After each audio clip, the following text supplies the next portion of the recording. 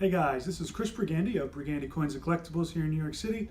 Today I have a really rare Ty Cobb card. It's the D304 Brunners Bread card. It's made by General Baking Company, and it's out of Buffalo, New York, so it's a small regional issue.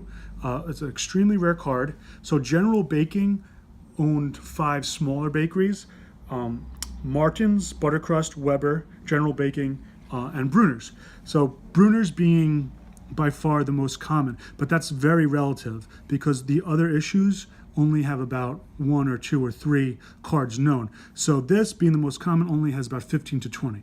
So again, it's relatively common compared to the other ones, but still an extremely rare card. And on the backs, I'll flip it over in a second, that's where you'll notice the different names.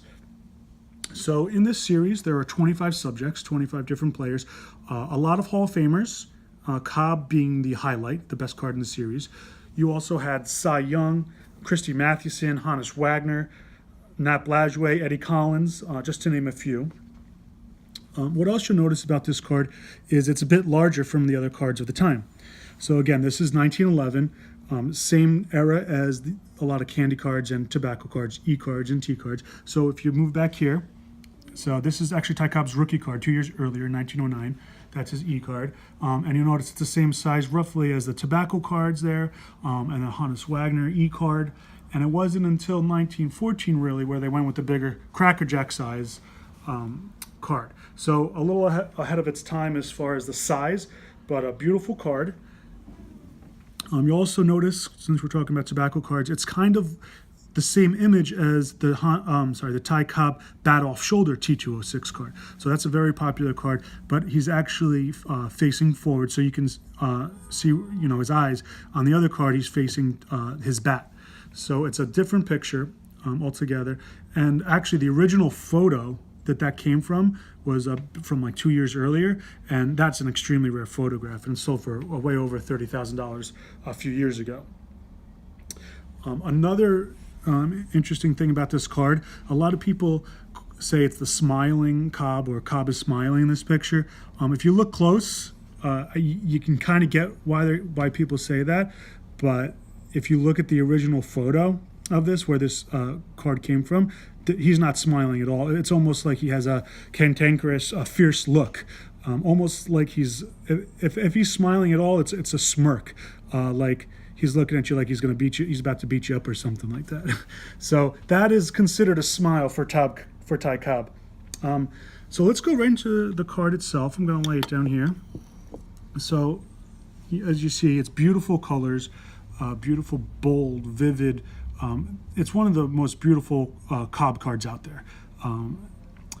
Let's see, the corners, it's graded a PSA 3, VG3, so they're going to be a little soft, that's what you get. But the registry is beautiful, the text on the bottom is beautiful, it's nicely centered, a really good eye appeal here. Let me flip it over here as well. Oh, also cool, real quick, is on his hat there, you get the Old English D, which started, I want to say, around 1908, 1909 for the Detroit Tigers, and it's an iconic symbol. So let me flip around here, and this is what I was talking about before. There are different names on the back of these cards because General Baking Company owned 5 different smaller bakeries in the Buffalo area. So again, this is Brunners Bread. Let's see, Better Bread for Buffalo by Brunners, Buttercrust, Buster Brown Peerless Family. Again, it says there's 25 subjects, collect them all. So you can imagine being a kid, which bread to pick at the grocery store with mom. Obviously, you want the one with Ty Cobb or the one where you can get a baseball player in it. So that was the allure there. It was the incentive to, get the card. But overall, it's a beautiful card. One of the best Ty Cobb cards out there. Most people, they look for his E card or the T card.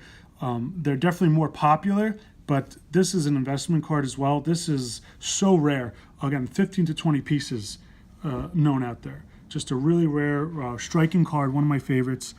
And I think that's about it with the card. So if you have any questions about old vintage baseball cards, or especially the Ty Cobb D304 card, let me know. Send us an email, or you can comment below. I'm Chris Brigandy from Brigandy Coins and Collectibles. Thanks for watching.